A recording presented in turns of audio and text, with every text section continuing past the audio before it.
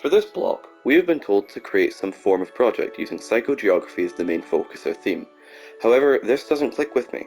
This could possibly be because I'm part of the autistic spectrum, and I maybe see it as something else, but I don't understand it, and what I do understand, I simply don't agree with. Locations having a psychological effect on someone, I just don't see how that works. My idea of what people call psychogeography is more like psychosociology.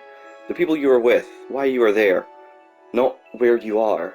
I may be looking into this a little too deeply. I just don't believe that psychogeography exists, or I do, just not the way that others might.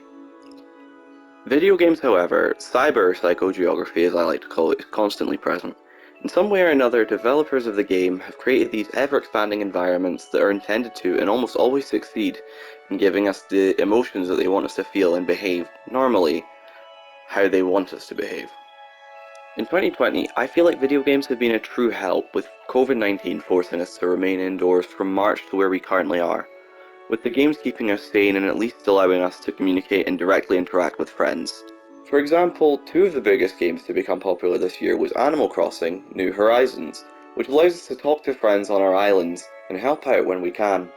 And later in the year with Among Us, which allows us to kill people in a small location while we're trapped in with other people.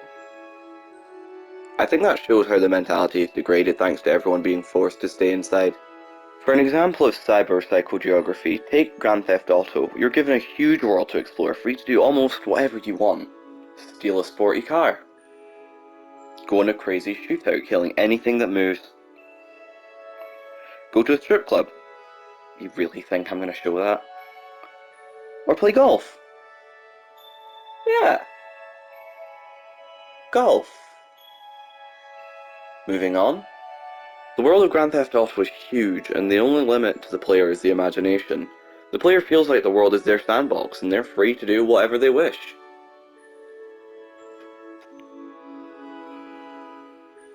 This video consists of 4 video games, my attempts to show that video games are consistently artistic in their own way, and to show that this shouldn't be considered the exception, but the norm, and that games should be treated equally to that of music, film, and literature. The games I plan on talking about, and why I plan on talking about them, are as follows. Dead by Daylight, how perspective changes the mindset of a player.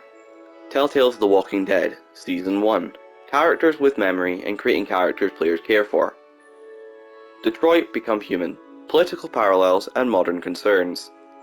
Astro's Playroom, looking back at history and creating a legacy.